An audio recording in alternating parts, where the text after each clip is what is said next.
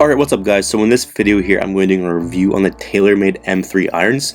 So we went out and picked up a set of these and we put them to the test to see if they were actually better than the previous models and how they stacked up against other similar models out there. So we're going to talk about some of the features, what we found, the performance, all the stuff, and whether you should buy it and where the best place is to actually pick one up for yourself. So what we're going to be covering are the different features of the club. We're going to be talking about the design. We're going to be talking about the price, the pros and cons, and also where the best place is to buy, right? So let's start with who these clubs are actually for. So these are generally made for low to mid handicap golfers. So if you are a high handicapper, you're probably better off going for the M4 if you are interested in Taylormade. But these here are kind of designed more for low to mid handicappers. They are very similar to the M1 model. So basically the M1 model, the new version is the M3. And also the M4 is the new version of the M2 basically. So generally the M1s and the M3s are generally for like the lower to mid, and then the M2 and M4 are more so for the high handicap golfers. And both the top line and also the sole are actually thinner than the previous M1, so I really like that part. I'm not a huge fan of the big head, so I wanted something a little bit smaller than the M1, and this one was really nice. It was thinner.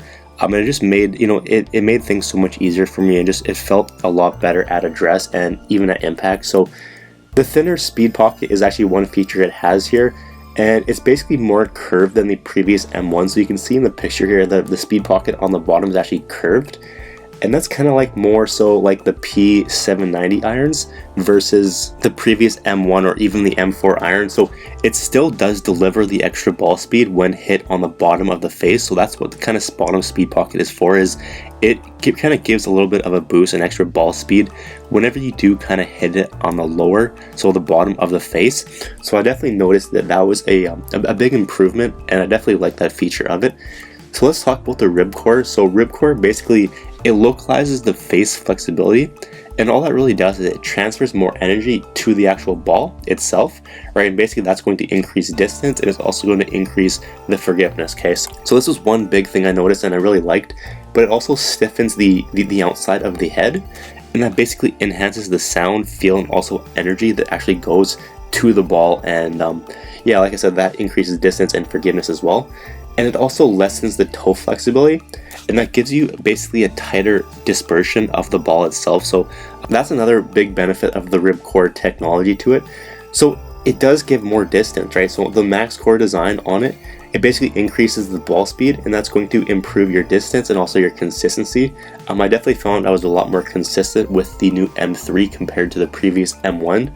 And also the leading edge and also the speed pocket increases the speed on the lower face hitch, which we kind of talked about briefly before. But let's talk about shaping here. So we see the shape of the P790, also the M3 and the M4, so you can kind of see how the M3 fits nicely in between there. So I find personally that the M4 is a little bit too big for my liking. So the P790 was a little bit more expensive, so the M3 is kind of in the middle there, and I really did like it, and it worked perfectly fine for me.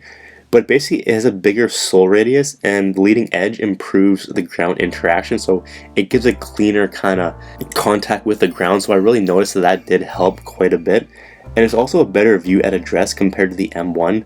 I definitely liked it a lot better. Obviously this isn't something that's going to affect the performance or anything like that, but it's more of a personal feel and just a psychological thing. But I definitely like the new view at address compared to the previous models of it.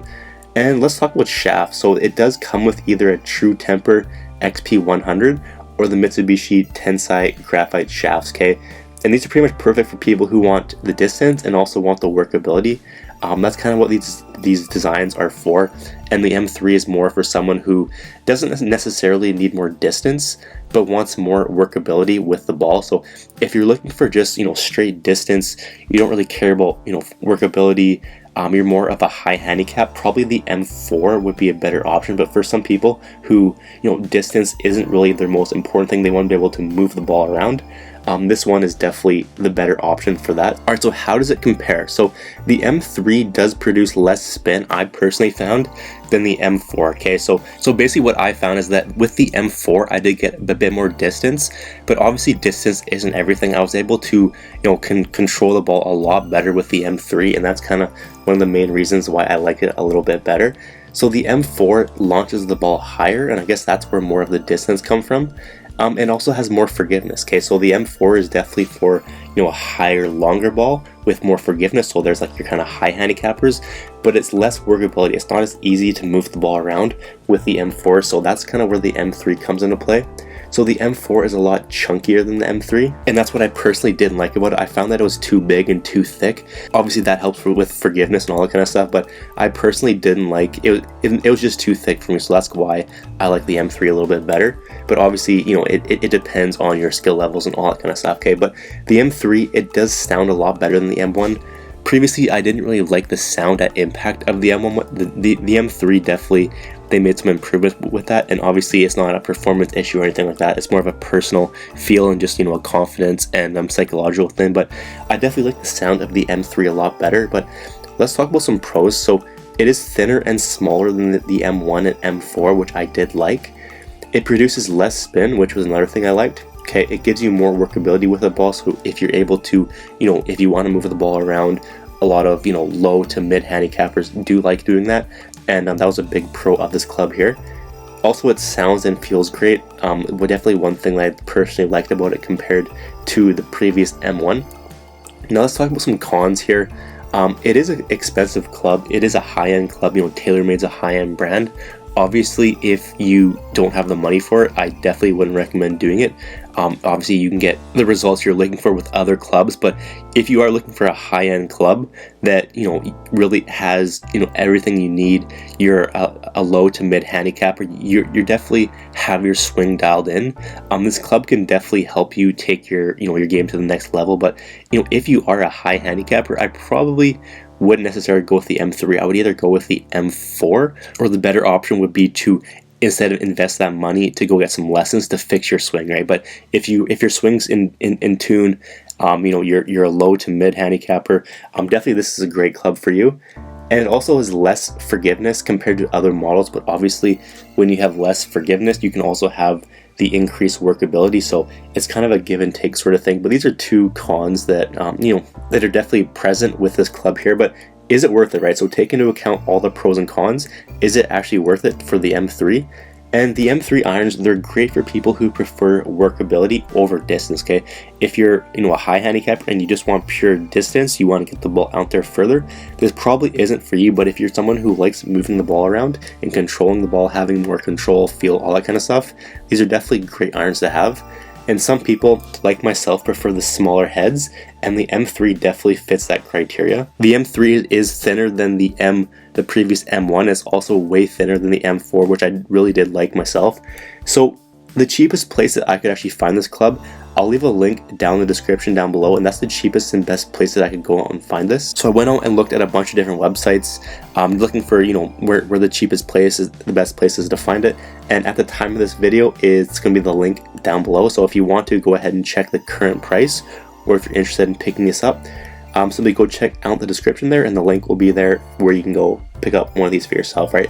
So let's talk about bonus. So if you do decide to go ahead and buy through the link down below, I'll give you a free copy of the Consistency Report ebook. Okay, basically what it's going to do, it's going to show you 7 shortcuts you can use to drastically improve your scores overnight. Okay, so it's going to be 7 quick tips that you can use that basically apply to your game, and instantly they're just quick tweaks that you can use that's going to increase your ball striking. If you're able to increase your ball striking, you're going to lower your scores and improve your game, no doubt about it. Okay, so it's simply purchase through the link down below, send me an email with a screenshot of your receipt, and I'll give you a free copy of this book, right? So that's going to be it for this video. Hope you enjoyed. Let me know if you have any questions down below, and we will see you in the next video.